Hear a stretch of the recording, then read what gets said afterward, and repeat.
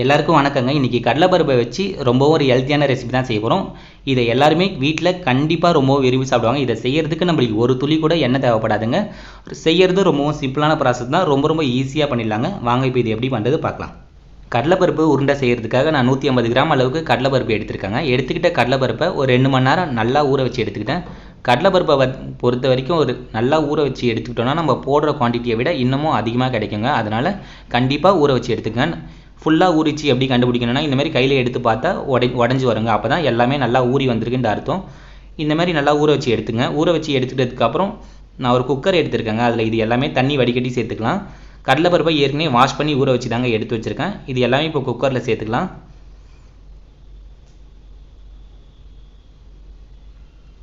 அவ்வளோதாங்க. இந்த மாதிரி சேர்த்து எடுத்துக்கிட்டதுக்கப்புறம் இது கடலைப்பருப்பு நல்லா மூழ்கி வர அளவுக்கு தண்ணி சேர்த்துக்கலாங்க. கரெக்டாக மூழ்கி வர அளவுக்கு சேர்த்தோம்னா நம்ம குக்கரில் விசில் விட்டு வெந்து வரதுக்கு கரெக்டாக இருக்குங்க. நம்ம குக்கருக்கு எத்தனை விசில் விட்டால் கரெக்டாக வெந்து வரும்னு நம்மளுக்கே தெரியும். குறைஞ்சபட்சம் ஒரு 4லேருந்து 5 விசில் விட்டால் போதுங்க, கரெக்டாக வந்துடும். கையில் எடுத்து பார்க்கும்போது நல்லா மசிகிற மாதிரி இருக்கணுங்க. அவ்வளோதாங்க. இந்த மாதிரி கையில் ஒன்று எடுத்து பாருங்கள். கையில் எடுத்து பார்க்கும்போது இந்த மாதிரி நல்லா மசிகிற மாதிரி இருந்தால் நல்லா மசிஞ்சு வந்திருக்குன்னு அர்த்தங்க. ஒருவேளை நம்ம கையில் எடுக்கும்போது கொஞ்சம் ரஃப்பாக இருக்க மாதிரி இருந்தால் சூடு ஆறுனதுக்கப்புறம் மிக்ஸி ஜாரில் சேர்த்து ஒரு பல்ஸ் மட்டும் லைட்டாக மட்டும் அரைச்சி எடுத்தால் போதுங்க. நல்லா அரைஞ்சி வந்துடும். இதுக்கப்புறம் இது நல்லா அரைஞ்சிருக்குன்றதுனால கரண்டியை வச்சு லேசாக இப்படி பண்ணாலே போதுங்க. எல்லாமே நல்லா மசிஞ்சு வந்துடும். அவ்வளோதாங்க. இந்த மாதிரி நல்லா சாஃப்ட்னஸாக எல்லாமே மசிச்சு எடுத்துக்கிட்டாங்க. கையில் எடுத்து பார்த்தாலே ரொம்பவும் நைஸாக இருக்குங்க.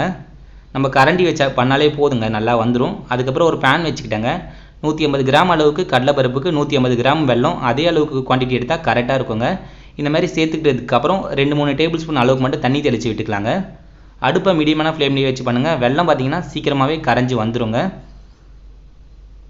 அவ்வளோதாங்க. ஃபஸ்ட்டு ஒரு வாட்டி லைட்டாக மிக்ஸ் பண்ணி விட்டுக்கலாம். கொஞ்ச நேரம் வெயிட் பண்ணிகிட்டே இருந்தால் கரைஞ்சி வர ஆரம்பிச்சிடுங்க.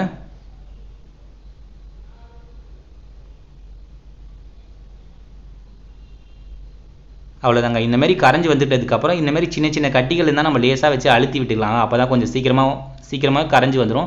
இல்லைன்னா அது கரைஞ்சி ஸ்லோவாக இழுத்து கரையும். அவ்வளோதாங்க. இந்த மாதிரி கரைஞ்சதுக்கப்புறம் இந்த மாதிரி இருக்குங்க. வெள்ளத்தை பொறுத்த வரைக்கும் வெள்ளத்தை கண்டிப்பாக வடிகட்டி எடுத்துங்க. அதில் மண்ணெலாம் நிறைய இருக்கதாங்க செய்கிறது.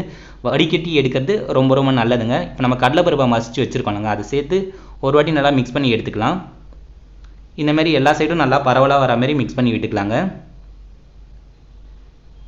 அவ்வளோதாங்க. இது சீக்கிரமாகவே நம்ம கட்டியாகி வந்துடுங்க. ஃபஸ்ட்டில் நம்ம பார்க்கும்போது கொஞ்சம் தண்ணியாக இருக்க மாதிரி தாங்க இருக்கும். அதனால் எதுவும் பயப்படலாம் வேணாங்க. சீக்கிரமாகவே கட்டியாகி வந்துடும். ஒரே ஒரு ஏலக்காய், ஒரே ஒரு பிஞ்ச் அளவுக்கு சால்ட்டு,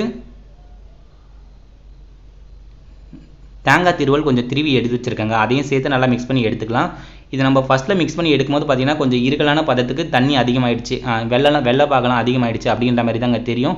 இந்தமாரி இருக்கலாக இருந்து நம்ம ஓரளவுக்கு அடுப்பு நம்ம பக்கத்துலேயே இருந்து மிக்ஸ் பண்ணி எடுக்கிற மாதிரி இருந்தால் அடுப்பை ஹை ஃப்ளேம்லேயே வச்சு நம்ம மிக்ஸ் பண்ணி எடுத்தால் போதுங்க. நல்லா கட்டியாகி வர ஆரம்பிச்சிடும்.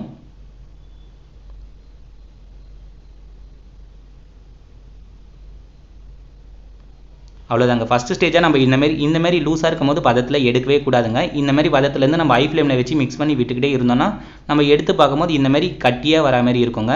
இந்த மாதிரி வந்ததுக்கு அப்புறம் தான் நம்ம கண்டிப்பாக எடுக்கணுங்க. இந்த மாதிரி எடுத்து பார்க்கும்போது இந்த மாதிரி கட்டியாக வர மாதிரி இருக்கணும். இந்த பாத்திரத்துலேருந்து ஸ்டவ் ஆஃப் பண்ணிக்கிட்டு இந்த மாதிரி ஸ்டேஜில் ஸ்டவ் ஆஃப் பண்ணிக்கிட்டு இந்த இதுலேருந்து வேறு ஒரு பாத்திரத்துக்கு கண்டிப்பாக மாற்றி எடுத்துக்கங்க. இதே பாத்திரத்துலேயே நம்ம அப்படியே விட்டுட்டோன்னா அதே பேன்லேயே கொஞ்சம் கிரிப்பாக ஆரம்பிச்சிடும். அதனால் வேறு ஒரு பாத்திரத்துக்கு கண்டிப்பாக மாற்றி எடுத்துக்கங்க. மாற்றி எடுத்துக்கிட்டதுக்கப்புறம் சூடு ஆற வச்சுட்டு கையில் பொறுக்கிற இதமான சூட்டில் வந்ததுக்கப்புறம் இந்த மாதிரி ரவுண்ட் பண்ணி எடுத்துக்கலாங்க எல்லா பாலையும்.